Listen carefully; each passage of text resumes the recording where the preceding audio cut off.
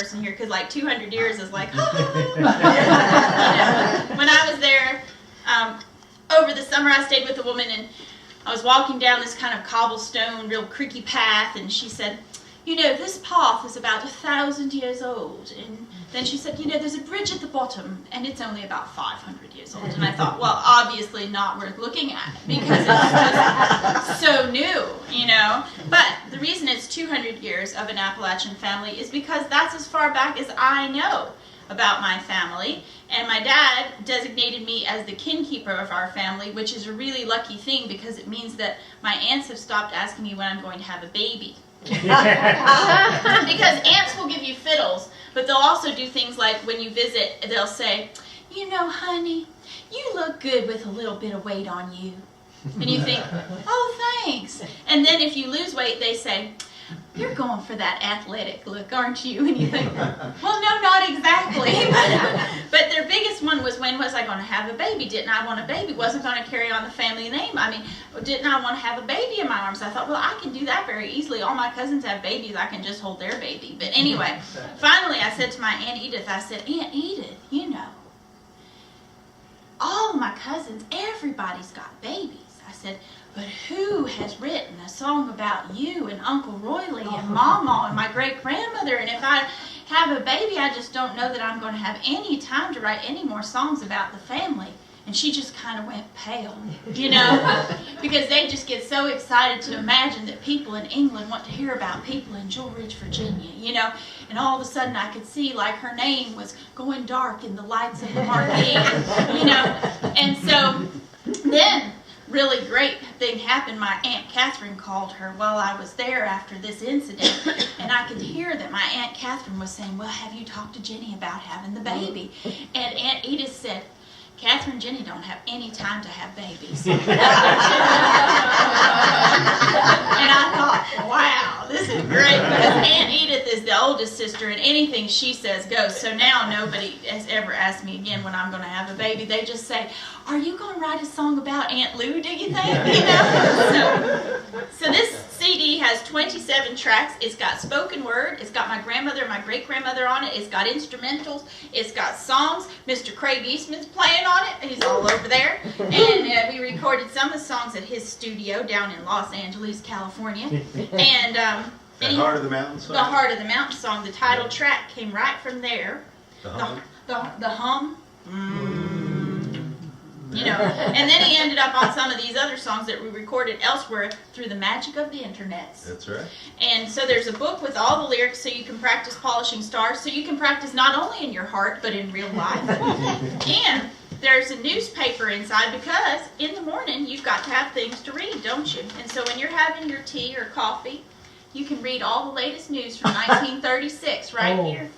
Well, don't miss the very back page at the bottom, my Aunt Bonnie's advice column, because aunts are there for advice as well. It's all about how you shouldn't shovel your food when you're a child, and that has made me fit to stay in houses all over the world as a folk singer. So it's very important. But most urgently is my Aunt Irma's gingerbread recipe from the 1930s. Now, why this is vital to your life is because if you were to be struck by lightning, if you had this gingerbread in your life and had been eating it regularly, you would survive. And the reason I know this is because her son, baby Charlie, you know, she ate this gingerbread while she was pregnant with him, and she was struck while he was in her womb, and he survived. And not only that, but he ate it the whole time he was growing up, and later on he was struck by lightning in his own house and survived, ergo. You see, it's the gingerbread. If you eat the gingerbread and then you are struck by lightning, your chances of survival are much greater. So this is this essential recipe is in this newspaper. Any obituaries?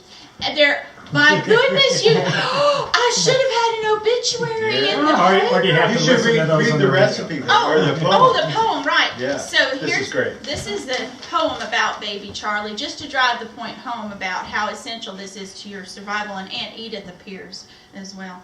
So, baby Charlie, the lightning boy. The lightning never let him be. They all say it was on account of him being struck in the womb. I would have called Aunt Irma stately, said Mama, but I imagined her as a petite woman with a long brown hair and a kind smile. I can see her picture with Uncle Fraser's arm resting on her shoulder and her stockings all wrinkled around her ankles and her knees. I imagined her as the kind of woman who knew just what to say to children and how to win their hearts with gingerbread. I'll never forget her gingerbread, Mama said. Aunt Irma bought precious Blair caramel sauce from the door-to-door salesman and poured it in a ribbon on top of the hot brown cake. She was peeling apples into a metal pan on her lap when the lightning ran in on the kitchen stove, jumped into the pan, and climbed into her belly. Well, baby Charlie was in her belly too. Aunt Edith said, Aunt Irma lay flat on her back for months under a barrel full of maggots as they ate away her burnt belly. Aunt Edith was dramatic.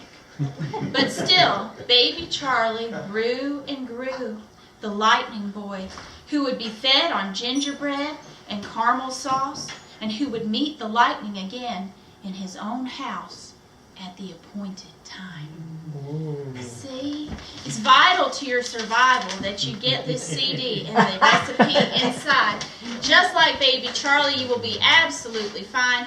And the thing is that just in case you need double protection, I also have this recipe printed on a tea towel that was made in Leeds, England back there. So you can have this gingerbread recipe in 2 places for extra protection.